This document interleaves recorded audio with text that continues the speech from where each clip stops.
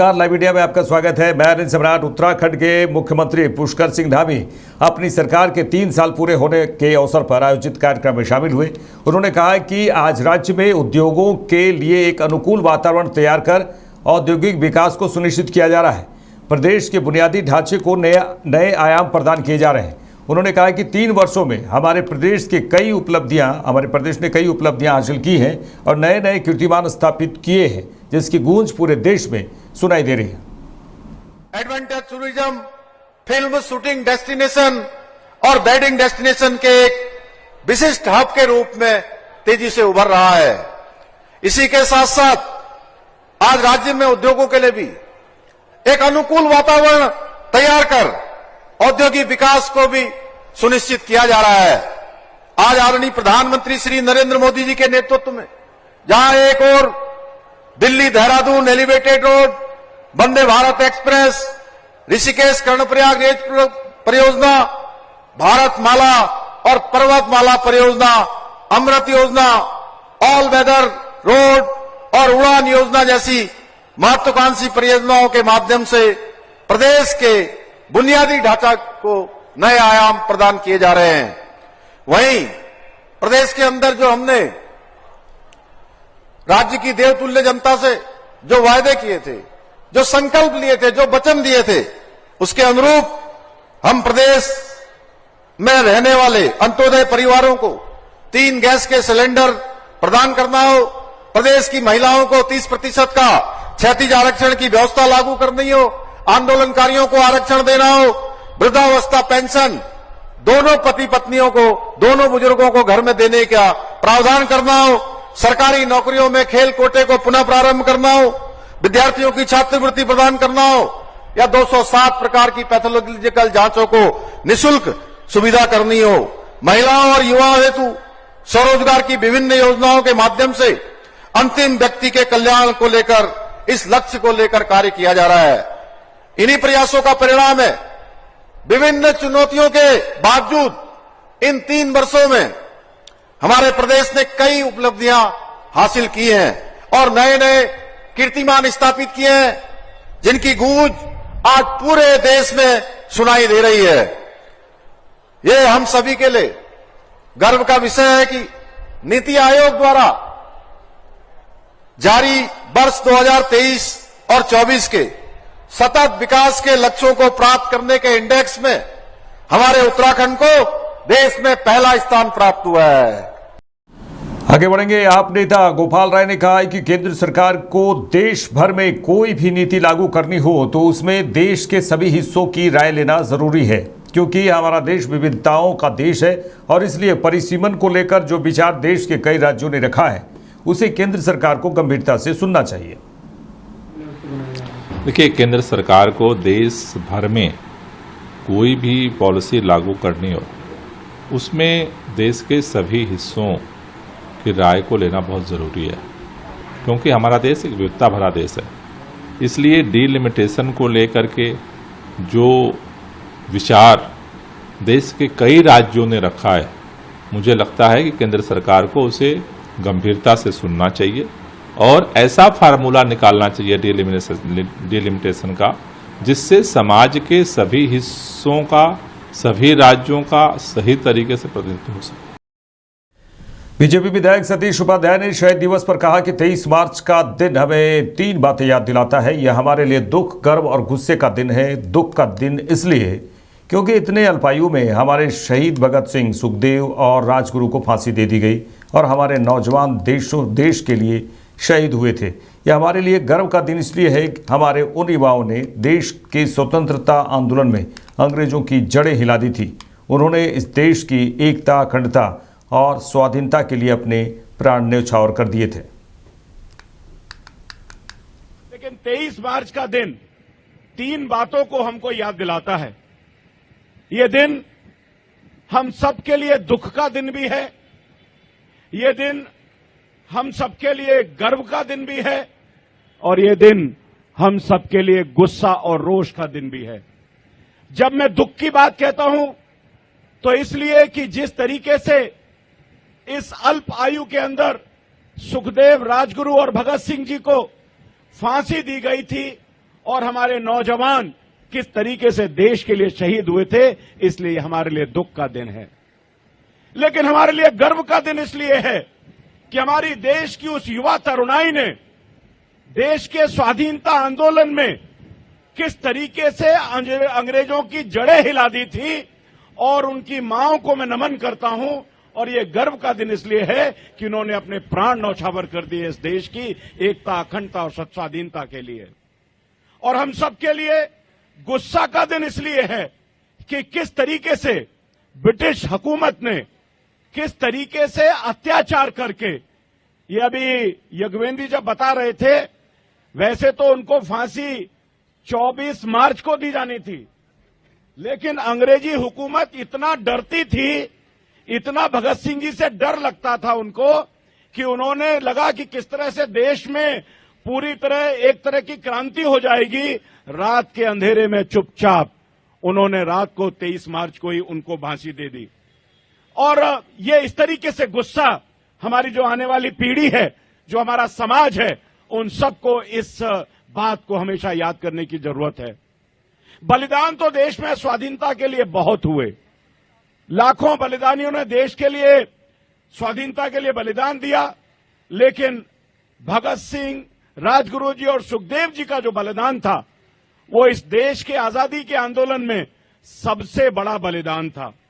बलिदान इसलिए था कि लाला लाजपत राय, साइमन कमीशन, लाला लाजपत राय के साथ जो लाठीचार्ज हुआ था, सर फटा था, साइमन कमीशन, बाहर जाओ वापस जाओ के नारे जो इन तीनों युवाओं ने, क्रांतिकारियों ने दिए थे, उसके कारण से जो असेंबली में बम इन्होंने फेंका था, तो ये बता दिया था कि भारत का युवा, भारत की तरुणाई पूरी तरह से अंग्रेजों को देश से निकाल करके बाहर भेज देंगे। इसलिए और इस कारण से ब्रिटिश हुकूमत के पूरी तरह से नींव हिल गई थी, जड़ें उखड़ गई थी। दिल्ली विधानसभा अध्यक्ष विजेंद्र गुप्ता और अन्य मंत्रियों ने दिल्ली विधानसभा में शहीद दिवस के अवसर पर भगत सिंह, सुखदेव और राजगुरु को पुष्पांजलि अर्पित की। दिल्ली के मंत्री मनजिंदर सिंह सिरसा ने कहा कि इन महान शहीदों के कारण ही हमारा अस्तित्व है। इन्होंने हमें जीने की राह, संविधान और सम्मान दिया है। हमें इन्हें कभी भूलना नहीं चाहिए और हमारी आने वाली पुश्तें इन्हें हमेशा याद रखें।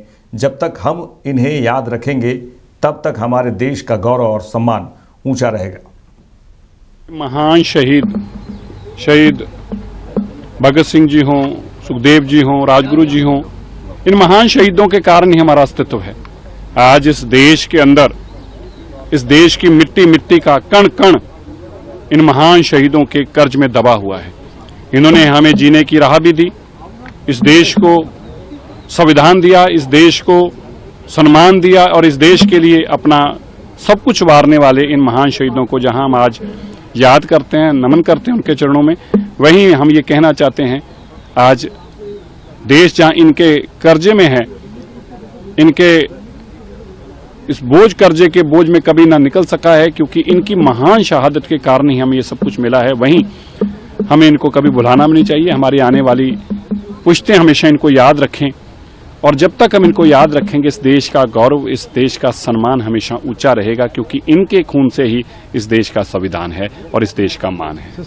भारत नेपाल मुख्य मार्ग पर बेतिया के इंद्रवा थाना क्षेत्र के सेमरवारी पुल के समीप से पुलिस ने एक बोलेरो से 65.08 किलो, लग 65 किलो से कुछ ज़्यादा के गांजा बरामद किए गए हैं और साथ ही 2 तस्करों को भी गिरफ्तार किया गया है। गिरफ्तार तस्कर की पहचान चनपटिया थाना में के बाड़ी टोला निवासी बाबू साहेब कुमार और इंद्रवा थाना के खमहिया निवासी अशोक राम के रूप में हुई है।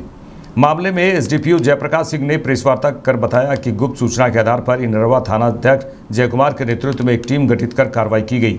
इस कार्रवाई में बोलेरो से मादक पदार्थ गांजा बरामद किया गया है और साथ ही 2 तस्कर को गिरफ्तार किया गया है। गिरफ्तार तस्करों के विरुद्ध कांड संख्या दर्ज करते हुए न्यायिक हिरासत में लेकर जेल भेज दिया गया है। क्या मामला है? पुलिस उप महानिरीक्षक चंपारण क्षेत्र बेतिया एवं पुलिस अधीक्षक बेतिया के निर्देशानुसार कल पूरे जिले भर में समकालीन अभियान का आयोजन किया गया था। सभी जिले की पुलिस छापामारी में लगी थी। इसी क्रम में इनारवा थानाध्यक्ष को गोपनीय सूचना मिला कि एक बोलेरो गाड़ी से सिमरवारी पुल होकर के गांजा का बड़ा खेप निकलने वाला है।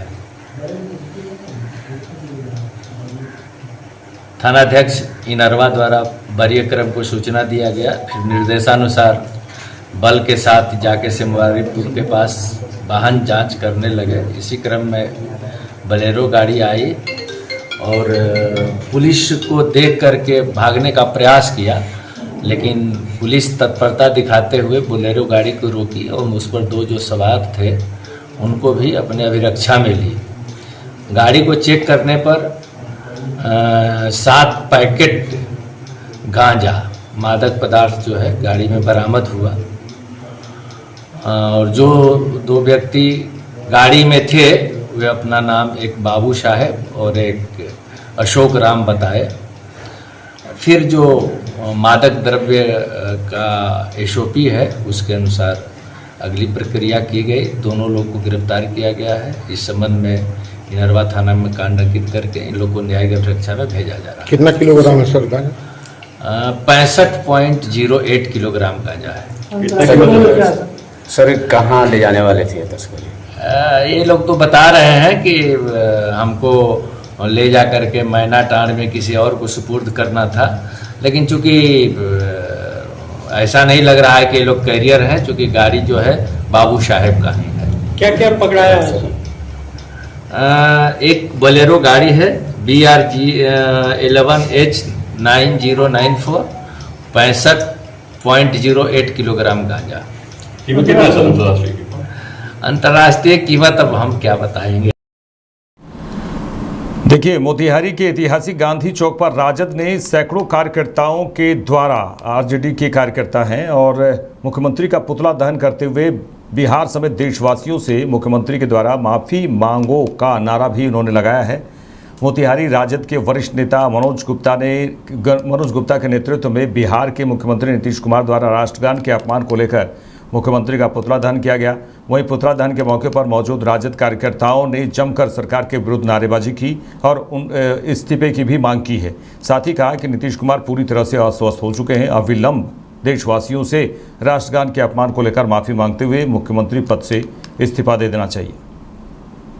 नीतीश कुमार जी के द्वारा आजकल दिमागी संतुलन उनका गड़बड़ होने के चलते राष्ट्रगान में जिस तरह से उन्होंने पूरे राष्ट्र का अपमान किया है, उसी के विरोध में आज उनका पुतला दहन हुआ है।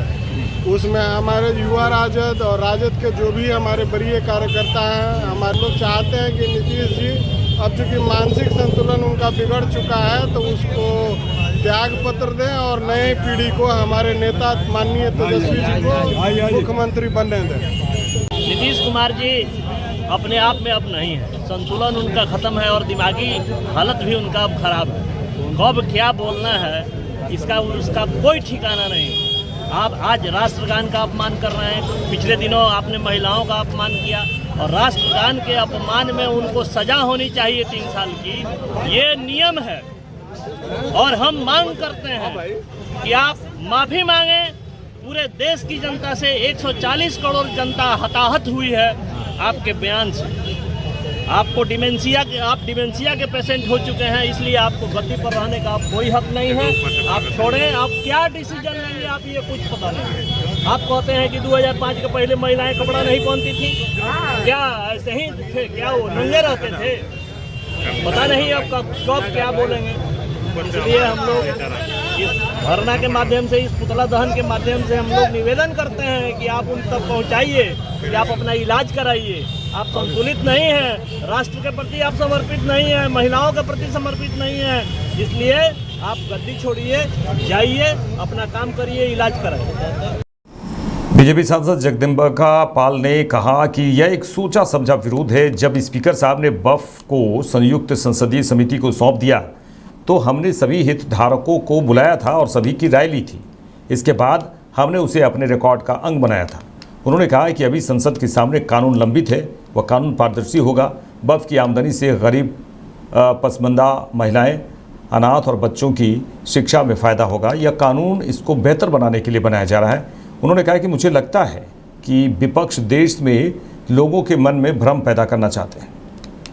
ये कहीं न कहीं एक सोची समझी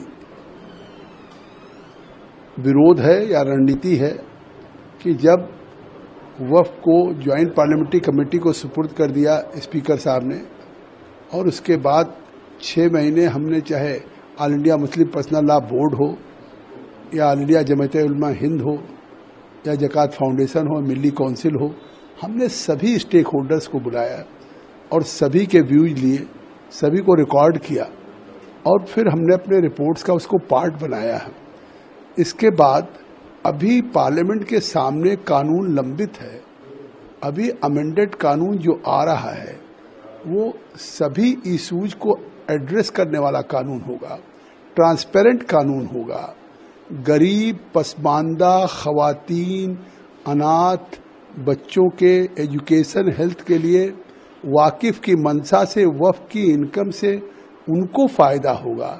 जो अभी तक केवल मुतवल्ली वक्फ से जुड़े हुए लोग जिस तरह से वक्फ की प्रॉपर्टी को खुर्द-बुर्द करते हैं, जबकि वक्फ की प्रॉपर्टी का केयरटेकर होता है मुतवल्ली या वक्फ बोर्ड, मालिक तो जो अपनी डेडिकेटेड प्रॉपर्टी करता गॉड के नाम पे करता है, उसको और बेहतर बनाने के लिए ये कानून बनाया जा रहा है।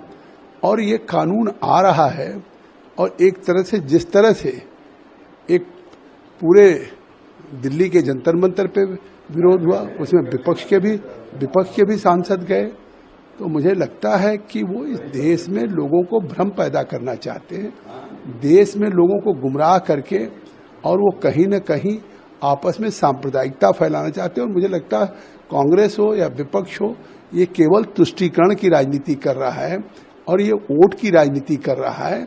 ये कोई इसकी मेरिट पे नहीं बातचीत हो रही है। और मुझे लगता है जिस तरह से एक दबाव जंतर मंतर बना रहे हैं, अब मिली काउंसिल कह रहे हैं आप 26 को विरोध करेगी, कहीं जमात उलमा हिंद पटना में जो इफ्तार पार्टी का बहिष्कार कर रहा मुख्यमंत्री तो उनके रोजे का एहतराम करके और इफ्तार पार्टी दे रहे हैं। तो ये सब केवल देश के मुसलमानों को गुमराह करने के लिए, जबकि उन आम गरीब मुसलमानों को वक्फ से जो फायदा होना चाहिए अभी तक नहीं मिल रहा। अब जो कानून बनेगा उससे मिलेगा। मेरे साथ इस बुलेटिन में इतना ही। देश दुनिया के तमाम खबरों के लिए देखते रहिए लाइव इंडिया। नमस्कार।